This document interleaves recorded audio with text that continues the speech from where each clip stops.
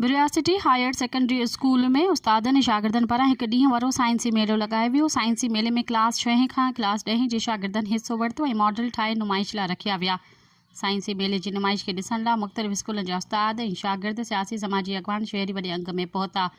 नुमाइश में रखियल मॉडल ॾिसी शागिर्दनि खे ख़ूब दाद ॾिनो वियो। इन मौक़े ते आयल महिमाननि उस्तादनि खे शागिर्दनि चयो त जेके मॉडल नुमाइश लाइ रखिया विया आहिनि उनमें साइंस जे हवाले सां hydraulic bridge, hydraulic crane, hydraulic lift, माहौल ऐं पॉल्यूशन खे रोकण लाइ टॉमस्टिक लेयर, रॉकेट मॉडल, इंसानी bone, animal cell, plant cell, automatic sensor dustbin समेत ॿिया मॉडल शामिल आहिनि। इन मौक़े ते स्कूल जे प्रिंसिपल सिकंदर सोलंगी, उस्ताद मोहम्मद आज़म कल्हड़ो, उस्ताद जाहिद ख़ासकली ऐं ॿियनि चयो त हीउ साइंसी मेलो स्कूल जे सीनियर उस्ताद मोहम्मद आज़म कल्हड़ो जे नाले सां सजायो वियो आहे।